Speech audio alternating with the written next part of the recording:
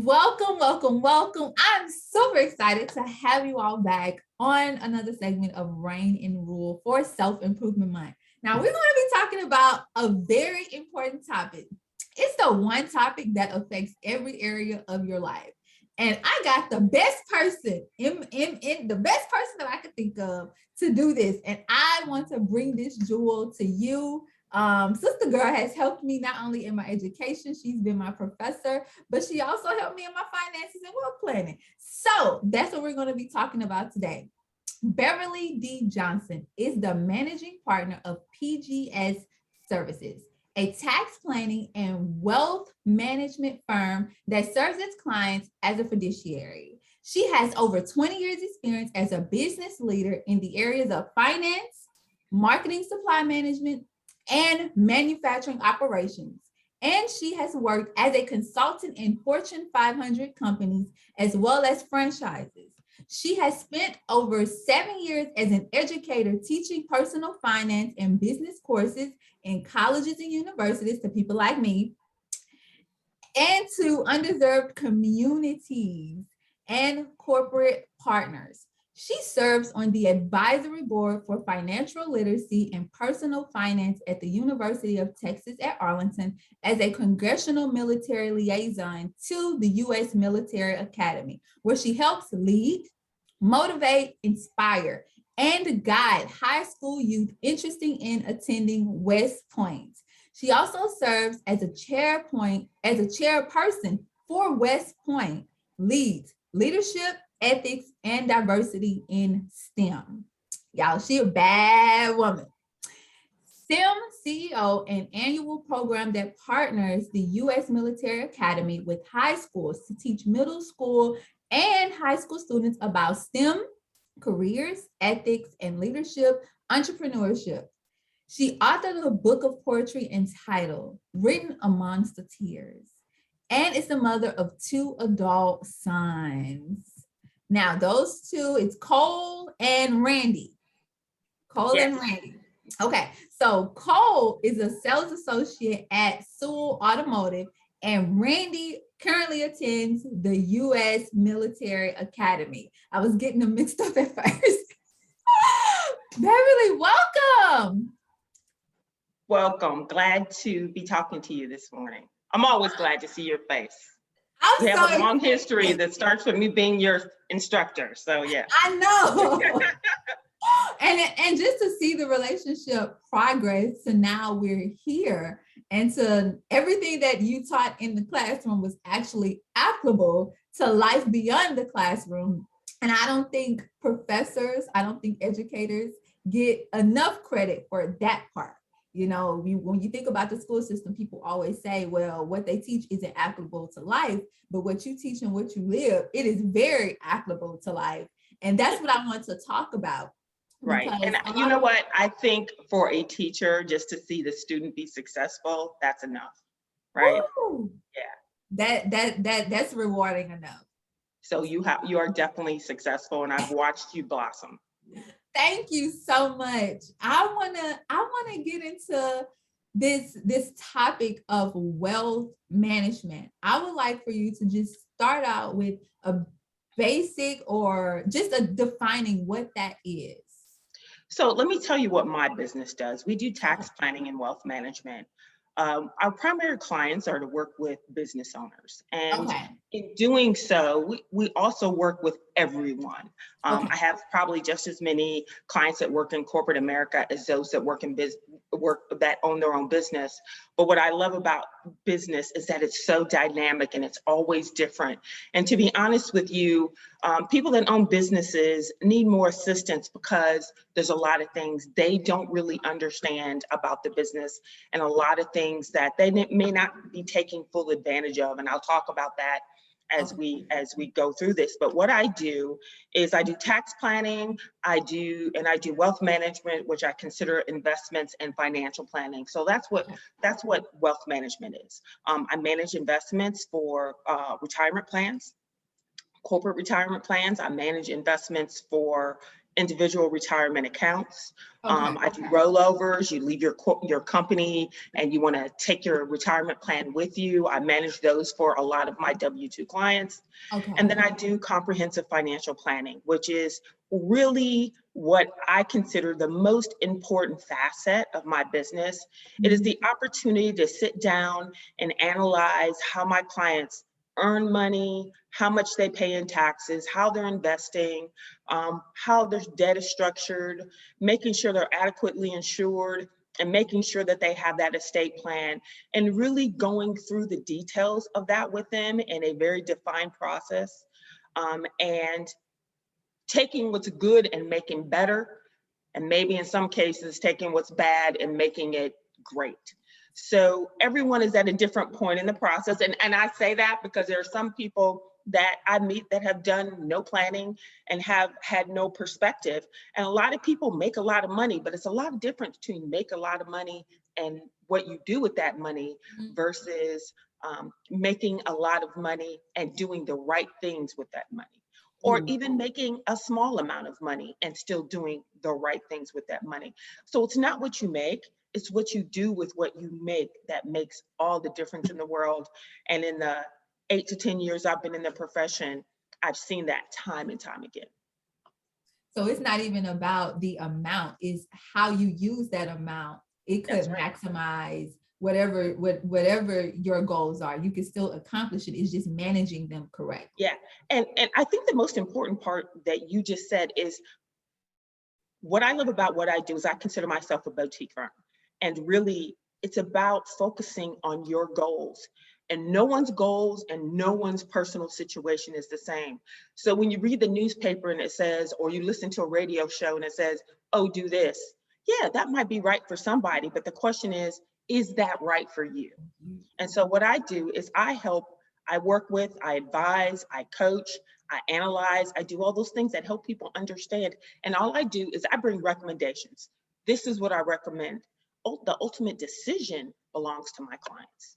Ooh, that's good. That's so good. So how did you even get into this journey? I know you have history with West Point, and I know you're a professor, but how did you get on this track?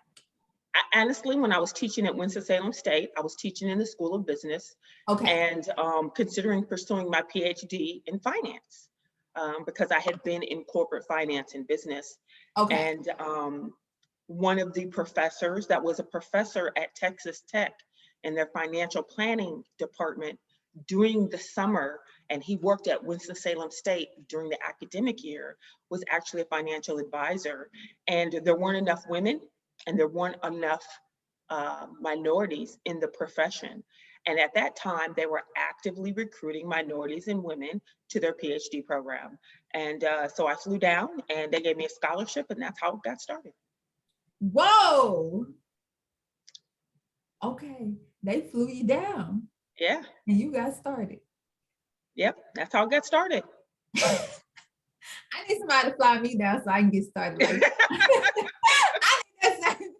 Like, so when it comes to small business owners, or I don't even want to say the term small business owners, but when it comes to entrepreneurs and then individuals in corporate America, what are the benefits of having a financial advisor, whether I'm in either bucket, because some people could be in both. So what are the benefits of having an advisor, a financial advisor like yourself, if I'm in corporate America and if I'm a business owner?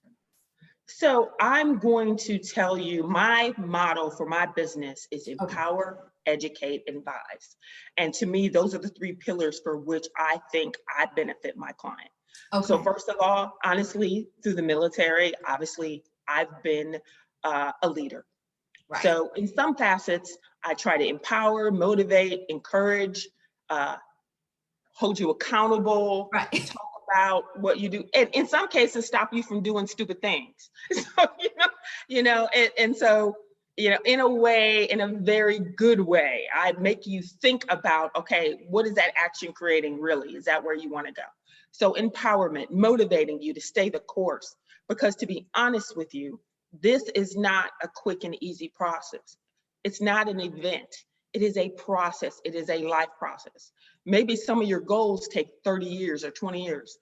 Maybe your goal is I'm buying a house. Well, you know what? You won't have that house paid for maybe 15, 20, 30 years. So stay in the course of creating that dream for yourself. It's not an event. This is where I'm getting started, and I don't see the end for 30 years. And a lot of times what I'm helping you do is I see the end. So empower, educate. Educate is an extremely important pillar, because I'm amazed at what people really don't understand about finance. Yeah. You know, I've had clients that have retired and they have their money in 3 pools: taxable, pre-tax, and post-tax Roth, and they don't even understand the difference. And it kind of amazes me how people can go through 20 or 30 years of contributing to a retirement plan to a business, and they really don't know what they're doing, or they don't understand what the matching feature is, or they don't understand how they need to look on their retirement plan assets and really analyze what portfolio or how should they be invested.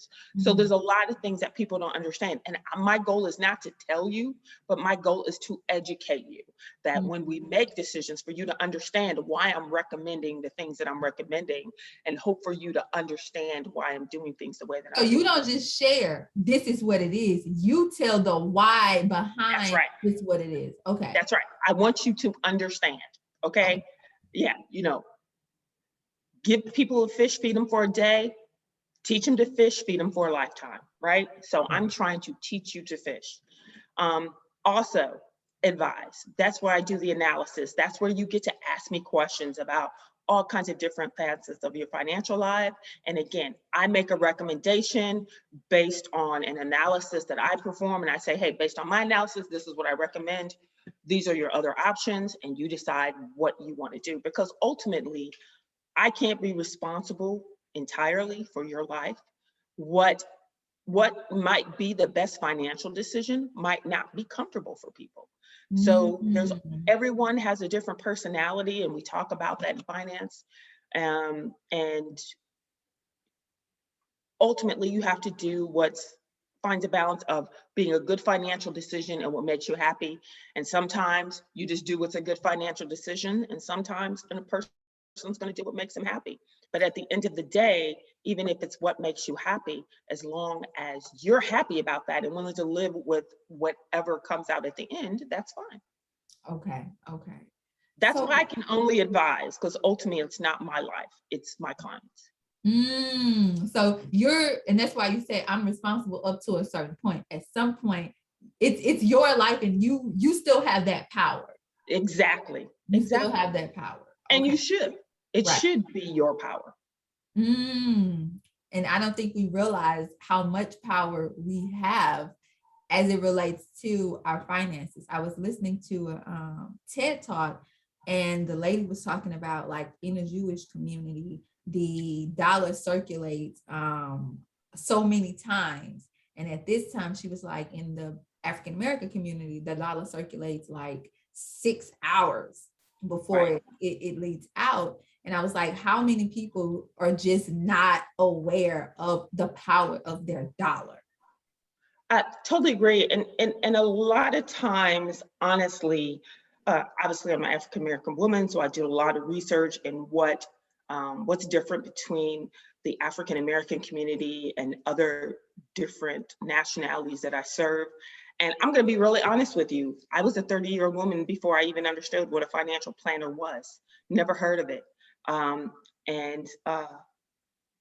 Part of that had to do with, I grew up in a family that didn't have a ton of money to have a financial advisor. So I had never really heard of one. So with that said, it's really interesting to me in my business. I have a lot of young Caucasian clients that look for financial advisors because they grew up and their parents always had one. Whereas, the African American community doesn't necessarily do that because we're not familiar with that service in our portfolio of things that we do as we grow up. So I find it really interesting, and I've learned a lot about just being in this profession. I will also tell you that, one of the things people have to understand about hiring a financial advisor is that, we don't work for free. And I always tell you that. I think my fees are definitely what I charge to work with clients is definitely reasonable, but it's not free. But what I find out, especially if you've never done this before, by the time I finish helping people with all the low-hanging fruit that they don't even know what they don't know, my ROI on the investment in a service like mine already pays for itself. Wow. And so I love when that happens. And I actually track that. So it is very Mm-hmm. important to me that you're not investing in me not to get a return on your investment. Wow. You're committed. You're just as committed as they are, if not more, because you want them to win. You want them to see the fruit. Well, and I think after being in business so much, where my goal was managing products and making money, that I understand when people give their money to something or invest in make an investment in themselves, they want to understand what the return on that investment is. And I guess it was ingrained to me all those years that I was in business. So now I actually deploy that in my practice. Got it. And I'm glad you mentioned that with us not being aware of the service of having a financial advisor, because when I graduated undergrad, the school gave us 1 year free with a financial advisor. Wow. Awesome. And I was like, I got a lot of great graduation gifts, but Right. that's the best graduation gift I could have had, because me working with that financial advisor, sharing my dreams, he literally helped me position myself to resign from my job, start grad school without having to work while I was in grad school.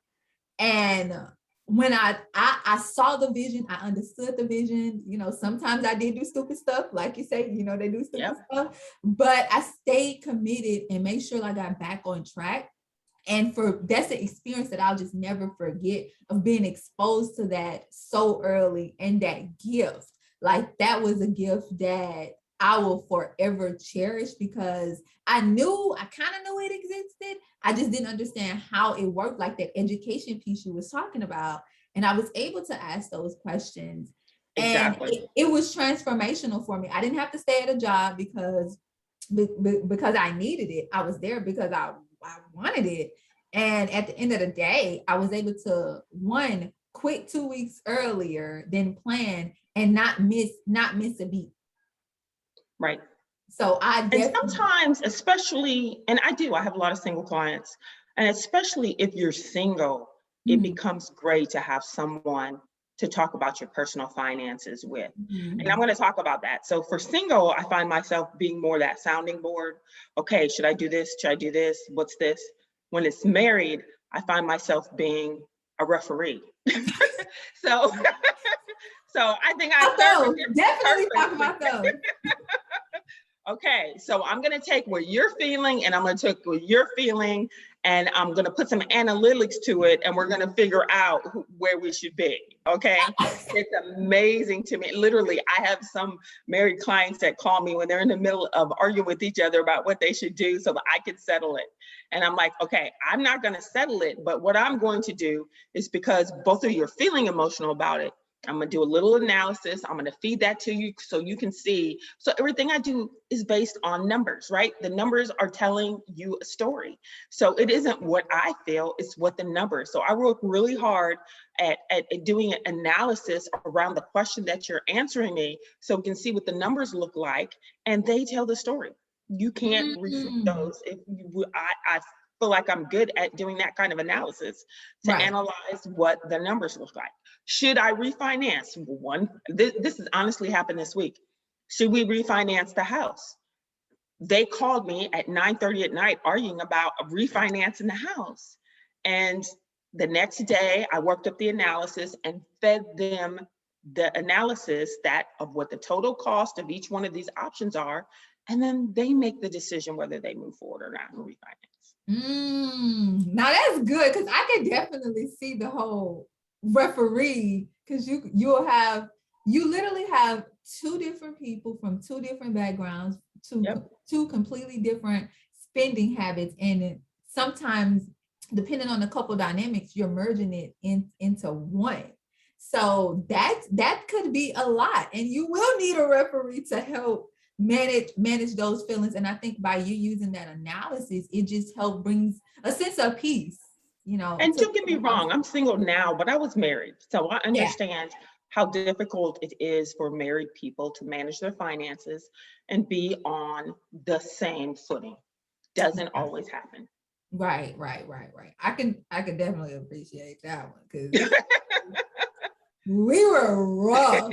We were rough, but I also think we were rough because we went from managing a 1-bedroom apartment to a 4-bedroom house.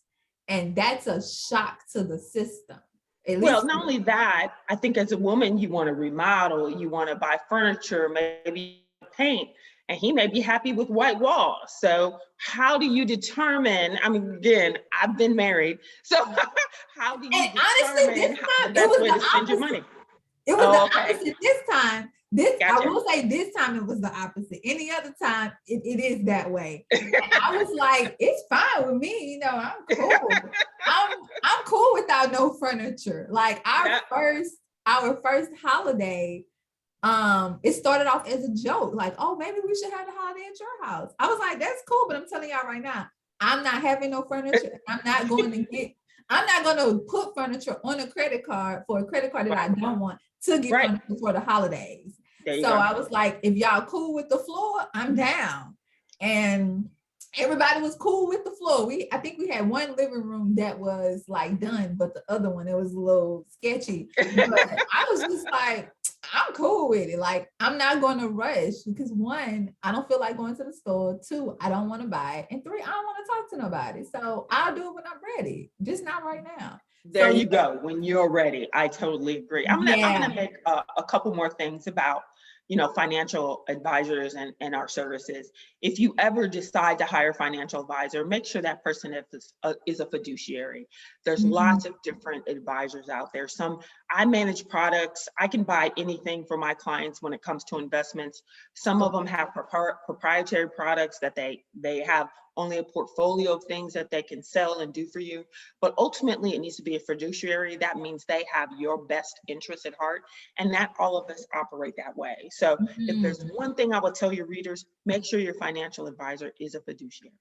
So when they're reaching out to a financial advisor, that's a question that they can ask. That's the first question they should ask. Okay, that's the first question. What would be like the top 5 questions? We have the first one. What would be like 4 others? So 1, are you a fiduciary? 2, what's your fee structure? When it comes to if you have money that you want to have managed, how do you manage your clients? There's tons of different investments. There's TD Ameritrade, there's Schwab, there's Fidelity. There's lots of different platforms that investment advisors can use. What do you use, and what is your fee structure? I think that is very critical because you need to understand what it's going to cost you at the end of the day. And so those are what would be the 4th question. How long have you been doing this? What kind of experience? Some advisors specialize in certain things. One of the things I probably specialize into is military, because I have a military background. So I understand more about the income and the retirement scenarios and the benefits that are appropriate for military. I understand business people a lot because I own a business. Obviously, I was in business for a long time. And honestly, I understand W-2 because, I was in corporate America. I was in corporate America. And I've actually been all 3 places, which is why I feel like I can adequately deal with all 3 types of clients, because I bring experience to the table from already being where you're trying to walk. Right. Okay. So those are good questions. Those are really good questions. Yeah, and I think if you can get those 3 things hammered out, and to be honest with you, you might not always know what they mean, because someone might explain their investment stuff to you and you're like, well, because I've never really done this before, I don't know what that means. But then keep asking questions and make sure you're comfortable with who that person is. I'll be honest with you, I don't do a lot of cold call clients. Most of the clients I work with are through referrals, primarily because it's an easier relationship for me to nurture. When someone refers me because I've done a good job for them, people are already ready to engage and work and get where they're going because I've already helped someone and I've helped them be better than because of that. So it makes it so much easier. And I'm driven to achieve results. So I'm just going to tell you, I'm very results driven. Again, business thing, like let's get this done, let's get going, not rush through it, but let's engage in a way. And that's one thing about being a financial advisor and being a financial planner. It is a process in which both parties have to engage. It can't be me just pushing you. It has to be that you as a client are ready to be better than you are right now also.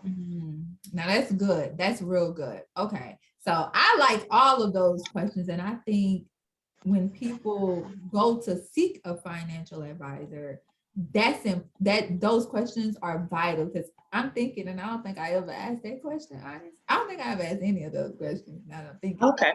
But I think those are really good. But when I work with you, I'm like, we already have that relationship. So right. Right. And I can see why you say, the referrals are much more easier to nurture. So I love that. I love that. So I want you know what? I'm all about having fun too. So this shouldn't be painful, right?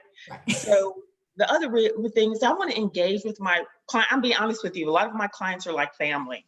Like when someone in their family dies, I'm there. When there's a marriage, so there's a lot of things that go on, because to be honest with you, I probably know more about my clients than their own kids do. Yeah, right? Yeah.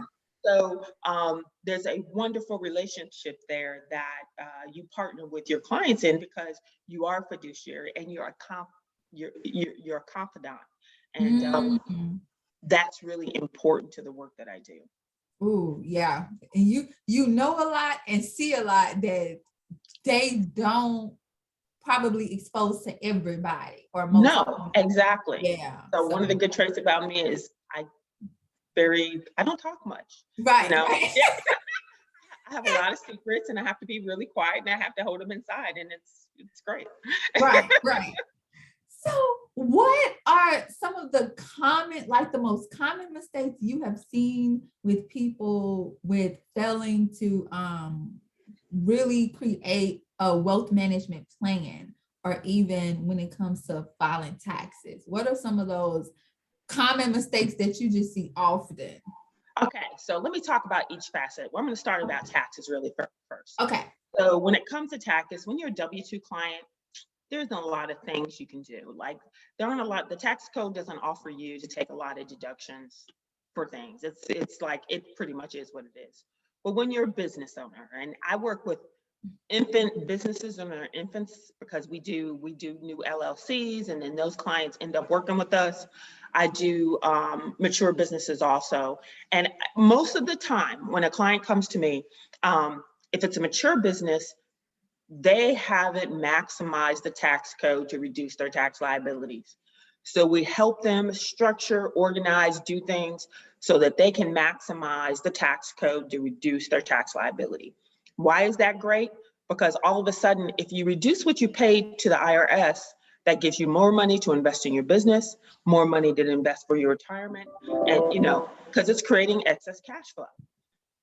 For young companies, what we find is that just making sure they're in the right structure, making sure they understand what taxes they have to file and when, and how to properly keep track of keep your books in order. So when it comes time to actually file your taxes, it's streamlined, and we know how to best help you because you put your books in order. So I would say with young companies, it's just helping them organize. Okay. Right? And understand this is not like it was when you had a W-2. And for older companies, it's helping them understand that they're not maximizing the tax code to reduce their tax liability. So that's kind of the tax piece. When it comes to investments, what I find is clients are investing things that they don't really understand. One of the things that we try to do is maximize return by reducing the fees associated with any investment. And a lot of times I get clients that are putting money into investments that have a lot of cost associated with them, or there may be front loads, there may be whatever, and they're not getting returns. Yeah, I have had clients that are investing in portfolios that have earned less than 1%, and they just, and sometimes it isn't lack of knowledge, it's lack of time to adequately manage, look at, um, and really maintain the things that they've put their money in. So sometimes we're just so busy, which is the other reason why I have a job, is that some people are so busy they just don't have the time to manage it. You have a family, or you have a big career, or you have all these things, and it takes time to do this. And the landscape of what I do is always, it's very dynamic, it's evolving. With what happened with COVID, that was like huge. I was working 7 days a week trying to manage people's lives, help them manage their lives, because COVID just brought so many things. So it's a very dynamic environment, and keeping up to speed with everything that's going on is sometimes very difficult. So when it comes to investments, just making sure that whatever you're invested in, I find that the most of the time, what I do is I analyze investments for clients before I would even move them. And if I can do better for you than what you're currently doing, then I'm like, okay, yeah, I can. Or if I can't, I say, no, I can't. It's just that simple. And then the last thing, financial planning, I would tell you the biggest thing that I see is, one, people don't really understand what it is, but it is the most important tool to your life, because people are often going in a direction, and they might be going east, and that's great, but are you going east to New York, or are you going east to Miami? I'm serious. Which east are we going to? Which east? Yeah, and so financial plan, all they know is I'm going east, okay? But they don't know if they're going northeast or southeast. And so what I help them do is understand, where east are you going, and are you taking the fastest route to get there? The best route. You can always take a route, but is it the most efficient, effective route? So again, you could be on a path, but what I hope you understand is that path the most efficient route to your destination. And have you considered everything you need to consider on that journey? Probably not. Half the time, probably. If it's me, definitely not. No, I mean, I have yet, I mean, obviously it's my job to be better than you at that. So most of the time, I would tell you 100% of the time, people aren't maximizing the opportunities they have on that journey. Got you. So what are some practical steps people can do to start, building wealth and managing their taxes properly? Because if you don't, Uncle Sam will come after you. Yeah, and I have clients that come see me because we need to fix tax problems too. Okay. But I will tell you, if you're a W-2 client, one of the biggest things I tell all my W-2 clients is start investing in your company retirement plan, and at least maximize that for the matching feature. That's free money. Don't leave that on the table. Go get that free money. So that's what I tell W-2 clients, and I make sure they're taking advantage of that.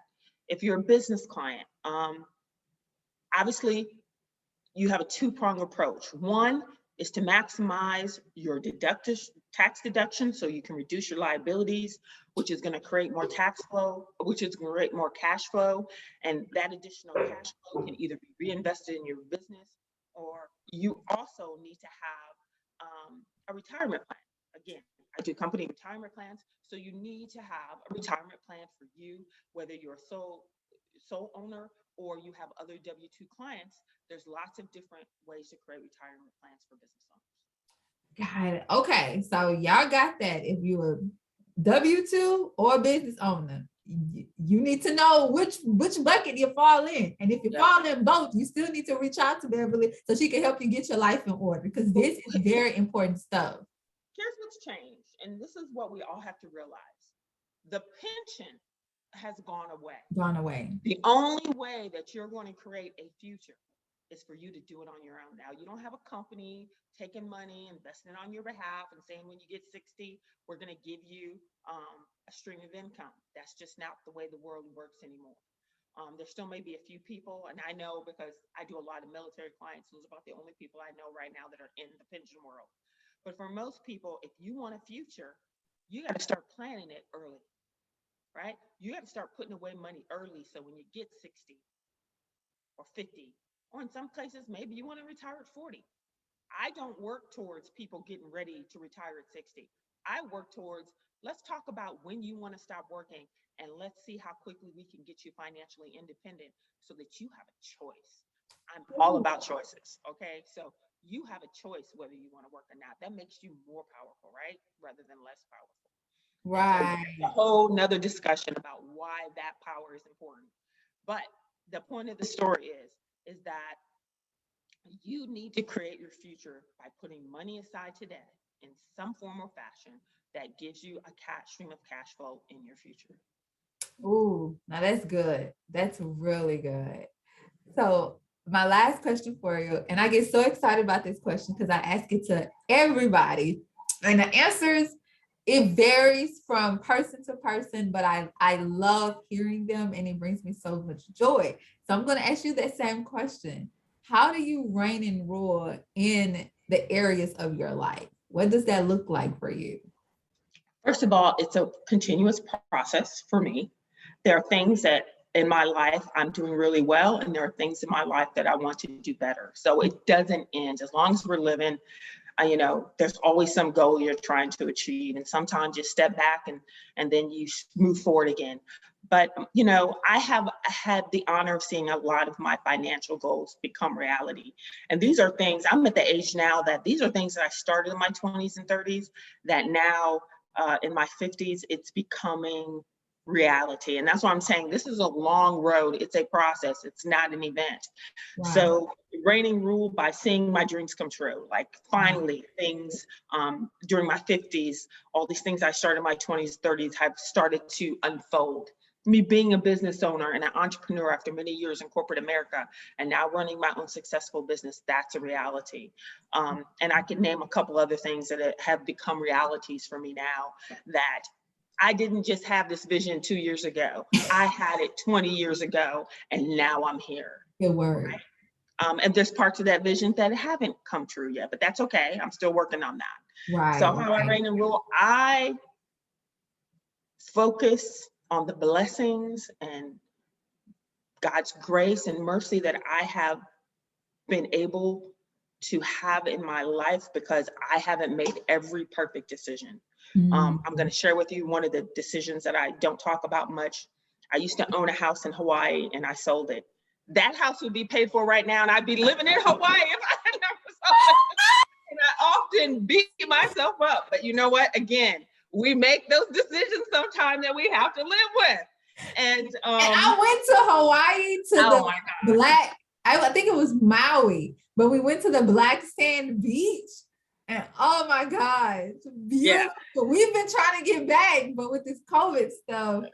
Yeah. So, and that was meant to be funny, but it actually is true. But it's like everyone's gonna have a story that, dang, if I had done that then, look where I would be right now. But at the time that I owned that, I had some other things going on, and I couldn't, in my mind, manage one more stress point.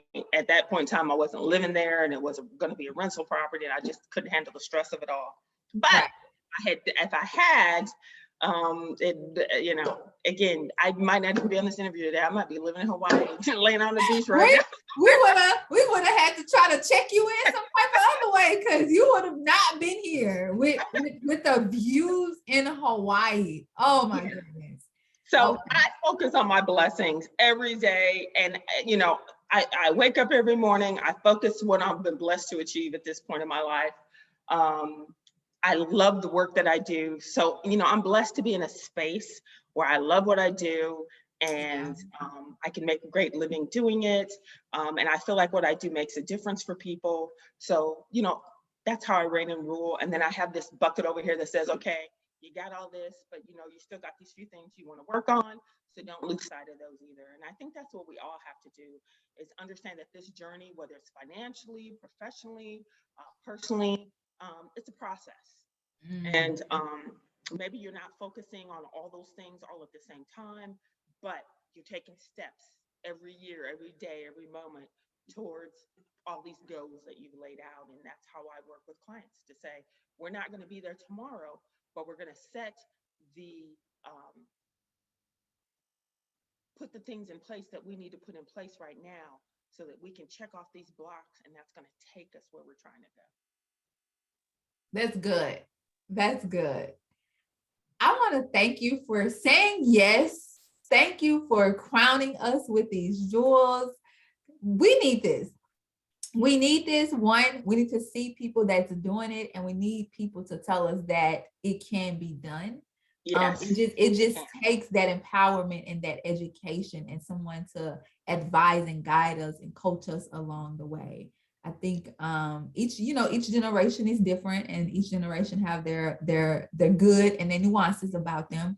But I think the beauty of this is the fact that it's a journey, and we could all learn and grow together, and our goals are attainable. Yeah, and I'm going to leave you with just a personal note. And this is for women, and it may be for men too, but I'm not a man, so I'm just going to make it for women. Is that it doesn't matter whether you're single, married, divorced, single mom, because I spent the majority of my career as a single mom. I was married to my kids' father for 10 years, and I divorced when they were 1 and 3. And I briefly did remarry briefly. That's a whole nother interview also. But anyway, the point of this story is I have achieved my financial goals as a single mom with 2 kids, and so it is not, don't say to yourself, oh, when I get married, I'll do this, or when I get this kind of job, I'll do this, or when I get this degree, I'll do this, or when I get this. What I did was hard. I'm not going to tell you it wasn't difficult. I can remember coming home days exhausted, between raising kids and working hard and just laying down and crying because I was exhausted. So I'm not telling you it would be easy. I'm just telling you it's possible. So I have that to say to single moms that are out there. It's possible. You can still achieve your goals, and don't sit back and wait for someone to tell you you need to be this or that in order to pursue your dreams.